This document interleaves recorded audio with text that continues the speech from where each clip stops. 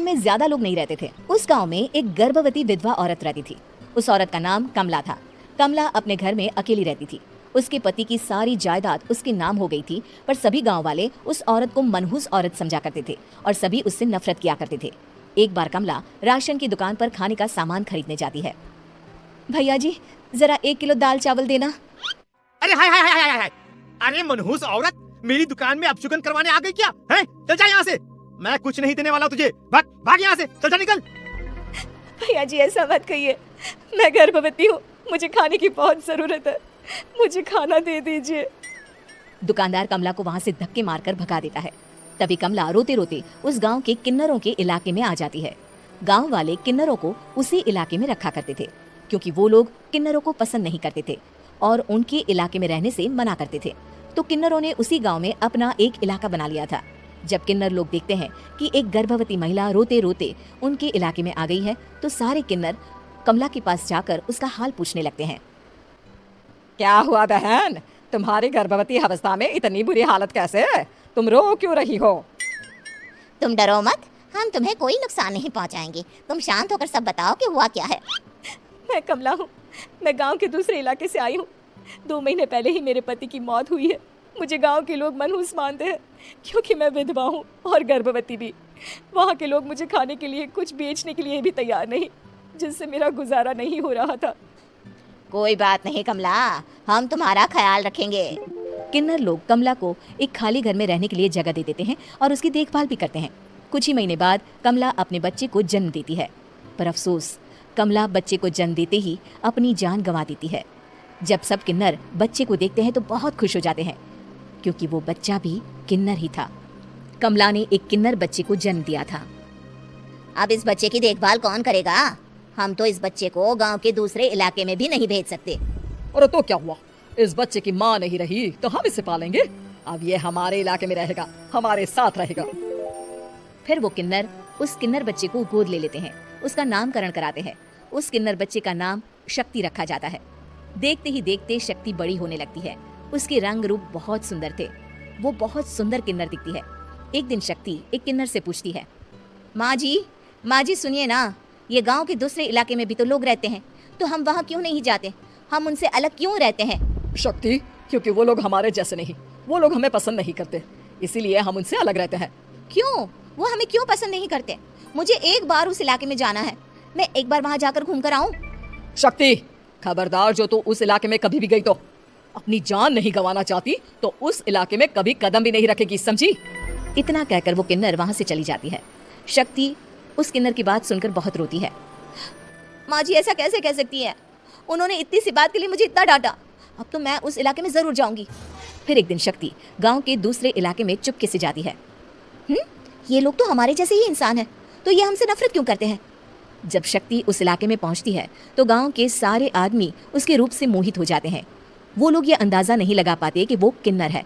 शक्ति की सुंदरता देखकर सारे गांव वाले उसकी तारीफ करने लगते हैं। तभी गांव का चक्कर लगाने गांव के जमींदार का बेटा हर्ष वहां पहुंचता है। हर्ष भी दिखने में बहुत सुंदर होता है। जब हर्ष ने शक्ति को देखा तो वो भी उससे मोहित हो गया, और जब शक्ति की नजर हर्ष पर पड़ी तो वो हर्ष को देखकर मोहित हो गई।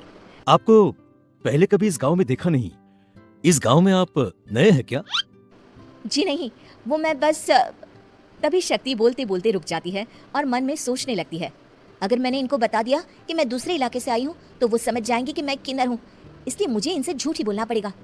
शक्ति हर्ष को कहती है, जी हाँ, मैं इस गांव में नई आई हूँ, यहाँ अकेली रहती हूँ। वैसे आप कौन है? आप भी इसी गांव में रहते हैं? जी हाँ, मैं इस गांव के जमींदार का बेटा हूँ। आपको किसी भी चीज की जरूरत पड़े तो आप मुझे बता देना, मुझे अच्छा लगेगा। ऐसे ही शक्ति और हर्ष एक दूसरे से रोज मिलने लगते। वो दोनों अपने प्यार का इजहार करने एक दूसरे से मिलने जाते हैं। तभी शक्ति का पीछा करते करते एक किन्नर वहां आ जाती है। शक्ति, मैं तुमसे बहुत प्यार करता हूँ। मैं तुमसे शादी करना चाहता हूँ। क्या तुम मुझसे शादी करोगी? हाँ हर्ष, मैं तुमसे शादी करूंगी, पर मैं तुमको अपने बारे में एक सच्चाई बताना चाहती हूँ जो मैंने तुमसे छुपा कर रखी है। तभी उनके बीच में ही वो किन्नर आ जाती है। शक्ति, तेरी हिम्मत कैसे हुई ऐसा करने की? वो किन्नर शक्ति को खींचकर गांव के जमींदार के पास ले जाती है। हर्ष भी वहां शक्ति को बचाने के लिए पहुंच जाता है। जमींदार शक्ति और हर्ष के प्यार के बारे में सुनकर गुस्से में आ जाता है और शक्ति को गांव के बाहर निकालने की सजा देता है।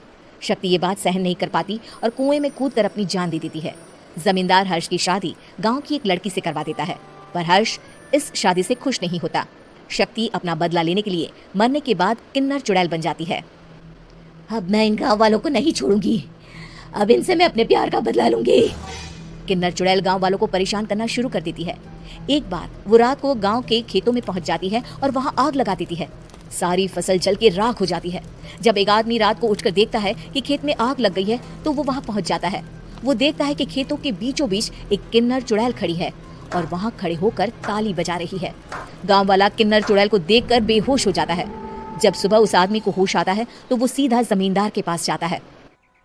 अरे जमींदार साहब, अरे वो किन्नर चुड़ैल ने मेरी सारी फसल जला दी। अब मैं क्या करूंगा, क्या होगा मेरा? जमींदार चुड़ैल किन्नर का नाम सुनते ही सब कुछ समझ जाता है। अब वो बहुत डर जाता है। उसी रात को जब जमींदार डर के मारे अपने कमरे में सो नहीं पाता, तभी वहां अचानक से किन्नर चुड़ैल आ जाती है। किन्नर चुड़ैल जोर जोर से जमींदार के आगे खड़ी होकर हंसने लगती है और ताली बजाने लगती है। जमींदार उस डरावनी किन्नर चुड़ैल को देखकर बहुत डर जाता है। तूने मेरे साथ बहुत बुरा किया, अब मैं तुझे जान से मार दूंगी। नहीं नहीं नहीं नहीं, मुझे माफ कर दो, मुझे मत मारो। मैं कभी ऐसा दोबारा नहीं करूंगा। अब तुम जो बोलोगी वही मैं करूंगा। ठीक है, मैं चाहती हूँ कि किन्नर इलाका गांव के इलाके से जुड़े और गांव का कोई भी आदमी किन्नर समाज से द्वेष ना करे, उससे नफरत ना करे, नहीं तो मैं सारे गांव को मार दूंगी। और तुम गांव में एक नया कानून बनाओ कि अगर किसी ने भी किन्नर समाज को हानि पहुंचाने की कोशिश भी करी या इनसे भेदभाव करने की भी कोशिश करी तो उनको कड़ी से कड़ी सजा मिलेगी। हाँ हाँ हाँ, मैं ऐसा ही करूंगा। तुम जो बोलोगी वो मैं करूंगा, पर मुझे जाने दो प्लीज। तब वो किन्नर चुड़ैल वहां से चली जाती है। गांव का जमींदार किन्नर चुड़ैल का कहा मानते हुए दोनों इलाकों को एक कर देता है और नया कानून भी लागू कर देता है। तब से वहां किन्नर समाज और बाकी गांव वाले शांतिपूर्वक रहने लगते हैं।